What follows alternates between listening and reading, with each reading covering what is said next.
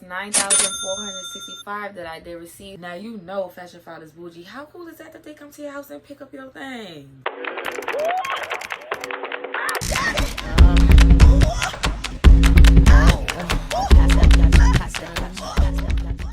Hi guys, welcome to my channel where we dress with more intention. For those of you who don't know me, my name is Alicia, and today I'm going to be showing you guys how I made over $10,000 selling my old luxury handbags and shoes. I myself buying a lot of trendy items, which only resulted in me buying things every season, and I would barely wear them because I only really cared for them when they were necessary in style, as opposed to buying classic items that will last for a long time and will always be in style, so you get your actually cost per wear out of the item. At the end of this video, I'll show you guys everything that I got rid of, how much I got paid for it, and the total amount that I made off everything that I've sold thus far. Don't forget to give this video a thumbs up. Don't forget to like, share, comment, and subscribe. Now, there's a lot of different luxury consignment shops, but the two main platforms that I use are Rebag and Fashionphile. What is Fashionphile? Fashionphile is a luxury consignment shop that not only buys used items, but they sell them as well. It's called Preloved. They sell anything between Rolex watches, Audemars Piguet. They sell brooches. They sell sunglasses. They sell belts, scarves. They sell all kind of accessories. There's one location located in New York, which is on Madison Avenue. I believe the hours of operation is between 10 a.m. to around 5 p.m. or 6 p.m. That's where you would either go to drop off your items, or you could do an in-person appointment where you go and the person will then authenticate your item and look at your item and tell you basically how much they would buy it for. Before doing anything, you have to create an online profile, which consists of your email address, your first and last name, your address, and your card information. Now let's get down to the nitty-gritty, honey. So there's 4 selling processes, and this virtual appointment is online, there's the drop off, and there's the in-person. Now I normally do either the virtual appointment online, or I would do the online appointment. I know that sounds kind of confusing, but I'll explain. At the top of your page to your right, you're going to see the word sell next to a little mini person icon, and that is where you're going to click in order to start your process. When you submit a quote online, you're going to take photos of the item as prompted. It will tell you the left, the right, the bottom, top of the bag or shoe. After you submit it, it will take approximately 3 to 5 days. Well, for me, I don't know if it's because I've sold so many things, but they've been responding really quickly. Like within 1 or 2 days, they've been getting back to me. The quote usually bases on the current market value, the color, the condition, if it has any structure wear, does it visibly have signs of being extremely worn, is it pristine conditions. They also ask if it comes with the original packaging, if you have retail tags attached, does it have the dust bag. If you want to move forward with the quote that they give you, you can call the store and make an appointment to obviously drop off the item, or you can schedule a white glove pickup where they come to your house, I think it's UPS, and they collect the item from you and take it to the store. How cool is that? They come to your house and pick it up for you, girl. If you're gonna do a virtual appointment, it will be over Zoom. Prior to the appointment, I would say probably the day before, a buyer will reach out to you. They will ask you to confirm the items that you are selling, and they will send you the link to where the meeting will be held on Zoom. During the virtual appointment, they'll ask you to show the item at many different angles, so that way they can screenshot it to see if there's any structure wear, if there's any visible wear and tear, any damages, any scratches on the hardware. Basically collecting all the information that they need to be able to give you a price. Now they won't give you the amount over the phone, but they will do it shortly after the call is over. For me, it probably takes within 30 minutes to an hour, but I believe they have up to 24 to 48 hours to give you a quote. You will see how much you receive or will receive for your item. It will be under the My Items tab under your profile. In the event that you disagree with the quote, you do have to wait 30 days and you can resubmit it to another buyer, or you can resubmit it another way and see if you can get a higher quote. Now I must say, sometimes when you do wait, you end up getting a lower quote and you have to wait another 30 days. If you decide to do the in-person appointment, it's kind of like the same thing as over the phone. You go in and you sit with a buyer. They will look at the structure wear, if there's any wear and tear, the color. They used many different variables to be able to see how much they're willing to pay for the item. If you choose to move forward with the quote, you will go to reception and they will give you like a kind of like a receipt, you will call it, basically listing all the items that you're selling today. You initial at the bottom, it will have your email address and your address, and you will leave the items with them to now send to the corporate building, who will do the further authentication process and then process your item for you to be paid. Fashionphile has really high standards, which I like most about them, because they look at everything. They look at the stitching, because some people with the bags, the stitching becomes undone, obviously with wear and tear. They look at discoloration. They look at if there's scratches on the material or there's scratches on the hardware. They look at stains. They look at everything. So all of that is going to play a part in your quote, as well as the current market value. Is it a hot bag? Do people look for it anymore? Are people going to buy it? Is it high in demand? So all that things you have to take into consideration when you're selling your item. And you know, you can't expect that just because you paid $2,000 for it back then that you're gonna get $1,000 for it now. Lastly, they have the white glove pickup option. So if you choose that, you will be able to choose a date and time that you want them to come pick it up, and they will come pick it up from your house and deliver it to the store. Honestly, I've never done that. I think that it will take a much longer time, because you have to obviously wait for them to come pick it up. Then you have to wait for it to get to the store. Then you have to wait for it to get to corporate.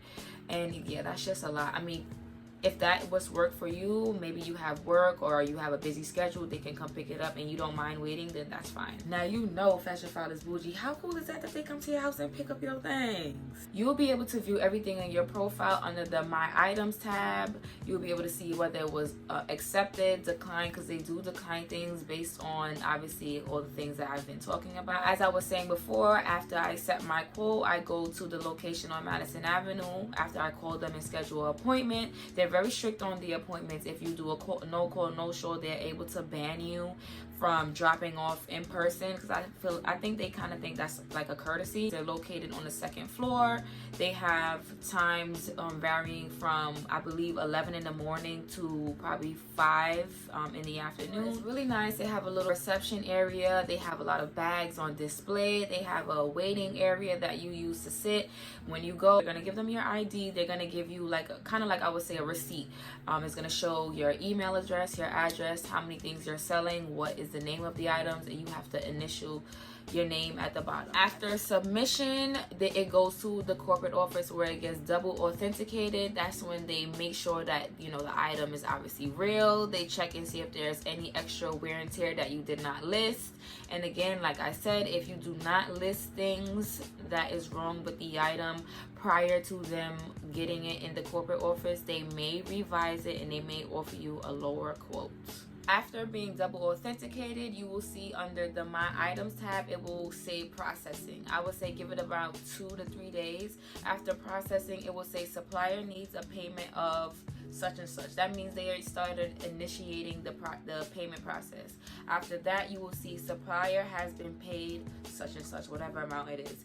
That means that they have released the funds to your account, and it is now up to your banking institution to be able to release the funds to you. The overall process takes approximately 3 to 5 days. It obviously depends on how fast you can get the appointment, how fast you can drop it off, and obviously how fast they can authenticate your thing. You can view all payment history, dates, quoting, and items under your profile. And if you have any questions, comments, or concerns, feel free to comment and ask me anything. Moving on to the next luxury consignment shop that I use, which is Rebag. Rebag and Fashionphile is kind of like the same thing. They're not too far from each other in the city.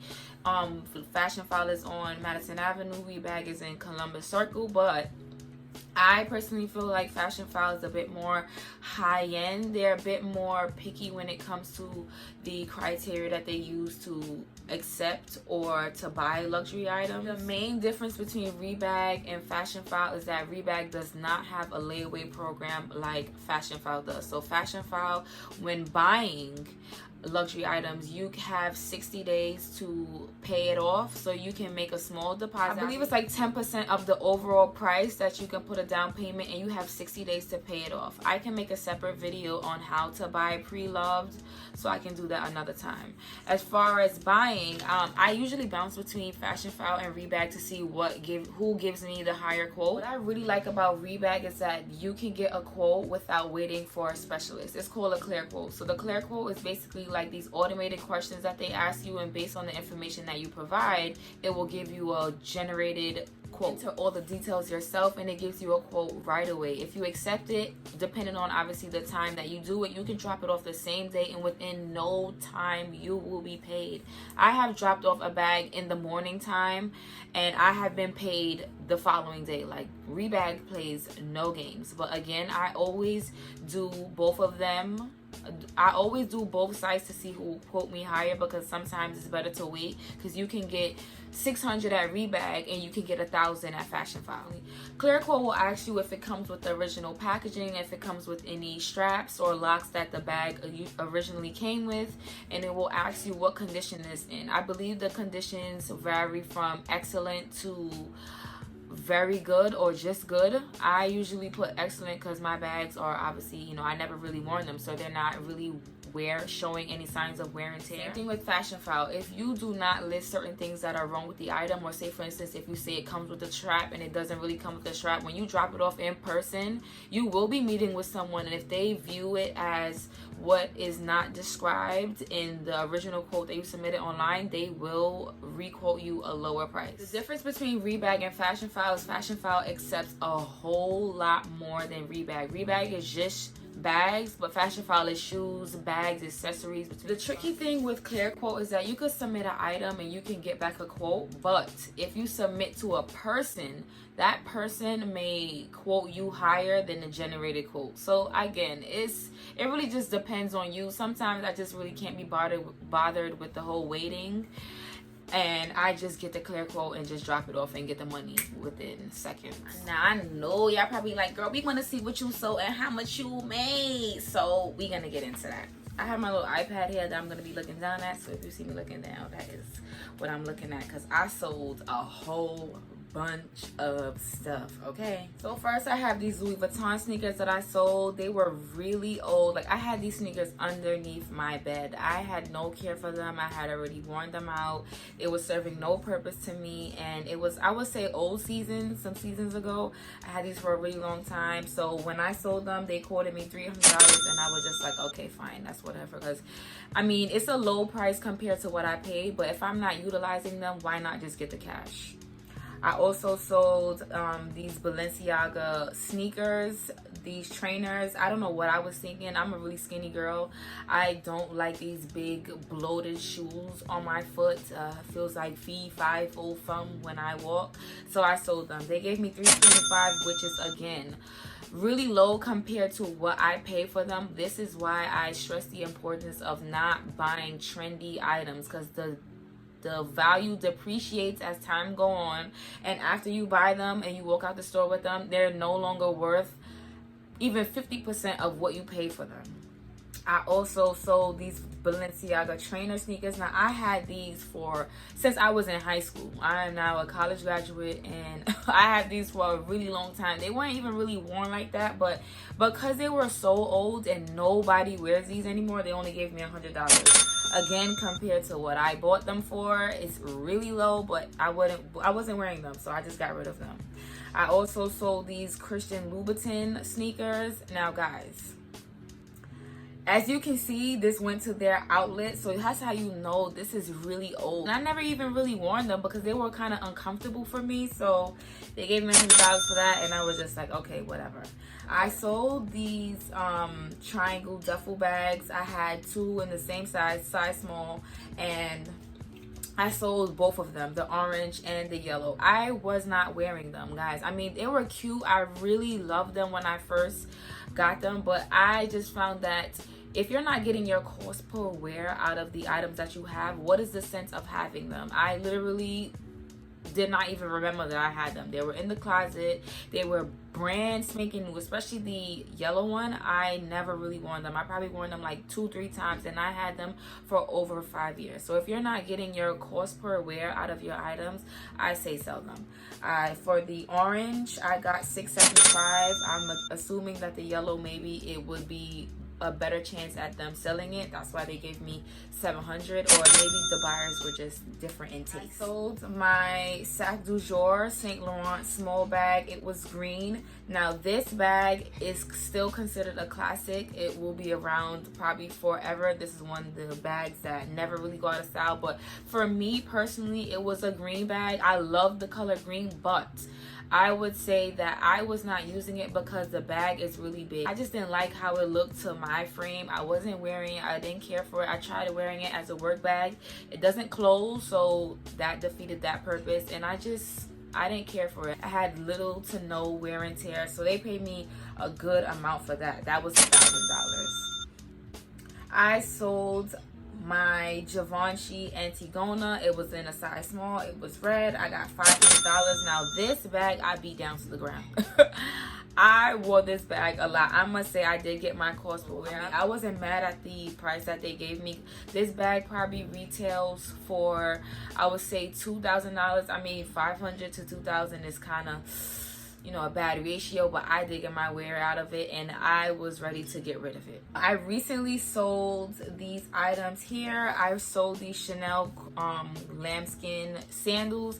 Now guys, the shoes are beautiful, yes, but again, I just was not wearing it. It was really colorful. I don't feel like it is something that I can keep for a very long time. I do have another pair that is all nude. I held on to those. I'll be wearing those, but these I just didn't necessarily, my heart wasn't singing for it. I didn't like it as much as when I first bought it. When I first bought it, I was gushing over it, but I never wore it. They gave me $700 for that, and I mean, compared to what it was when I first bought it, I believe it was like only $1,000, so that's not bad. Like a $300 loss. I mean, for something that I'm not gonna wear, it was pretty fine for me. Now I just submitted the sunglasses that I also, again, do not wear. It is the Gucci Acetate Shield sunglasses. They paid me $100 for these. I mean, sunglasses are not really that expensive, so I would not think that selling sunglasses you're gonna get back a whole lot of money. They paid me $100 for those, and I also sold these Celine studded square sunglasses. They paid me $100 for that. I didn't really mind. And I sold these Bottega sandals that I just bought. Again, guys, stay away from these trends. I mean, I'm learning as I go, but as I'm revamping my closet, I am staying away from these trends. I bought these shoes gushing over them, and I only wore them once. Now I must say they are comfortable, but I mean, if it's for you, then it's for you. If you don't really care as far as having classics, or, you know, you just buy things because you love them, then that, you know, go figure. But I bought them and I wore them only twice. Only wore them twice. The color was pink, so it's not much that it can go with. And I'm not gonna say I regret buying them, but they gave me a quote of $400. So compared to what I paid for them, $1,400, that's what, now a $600 loss. Now moving on to Rebag. The first item that I sold to Rebag was this Gucci Marmont. I believe it was a size small bag, and it was velvet blue. What I've learned is that textured items tend to be not seasonal, but it doesn't hold its value because it's textured. It's not standard leather or anything like that. So more than likely it's going to be trendy or seasonal, because if you buy a velvet or a fur bag this June, by next June, I'm pretty sure nobody's gonna necessarily care for it again. So I sold this bag and they gave me $830 for this, which I was happy with, and I just let it go. Next, I did sell my Christian Dior belt saddle pouch. Now guys, this might be something that a lot of the people are into now, but for me, the monogram print, which I'm also staying away from, I find that it's really hard to find something to match with it. I felt like unless I bought the sneakers or something like that to match with it, it wasn't gonna go properly. So I had to let it go. I felt like it was kind of annoying having to do that, and not to mention it was really small. I can't even fit my hand in there. I can't fit my phone in there. I can't fit nothing in there. So I just let it go. They gave me $8.50 for this. Next, I did sell this Givenchy pouch with the monkeys on it. This is really, really old. Like really, really, really old. This is when I was in high school. I just had it and I figured, hey, why not get rid of it? They gave me $180. I didn't expect to get anything, you know, higher than $200. I think I bought it probably for like $500, so I was pretty satisfied with the $180. I just wanted to get rid of it. Moving on, this is where I tell you guys that I bounced around to different sites to see who would give me higher, because as I stated previously, Fashionphile gave me $1,000 for my small green sac du jour, and Rebag was only trying to give me $745, so you guys can see obviously who I went with. Moving on, I sold 2 Saint Laurent handbags. Now I sold these bags because again they were really old. I'm not gonna say they were beat up, but I got my cost per wear out of it. So I sold a black wallet on chain. It was a tassel. It was white and silver. It had a little wear and tear, but they gave me $705 for it. I was pretty okay with that. I believe that's probably like 60% or 70% of the retail value it is now. The red supplies wallet on chain, it was really annoying because I could not get that bag to close. I don't know if it's just the style, but it's really annoying to close, and that prevented me from wearing it. So I just felt like, okay, why not get rid of it? I wore it a few times and I was just tired of the bag. So they gave me $1,070 for that. $1,070 was with a clear quote, and I'm not gonna say really close, but I'm really cool with the manager there. Her name is Lindsay, and I submitted it to her, and she ended up giving me $1,130 for that. So again, as I told you guys, with the clear quote and actually speaking to a person, it can vary. It can be lower with a person or higher with a person. In this case, it was higher. So guys, as you can see, that's $9,465 that I did receive selling all those old items. So one of the things that I did buy was my Chanel Classic Mini Flap. This is a bag that is really hard to get your hands on. So that's all for today. Don't forget to like, share, comment, subscribe. If you have any questions, feel free to comment below. And until we meet again,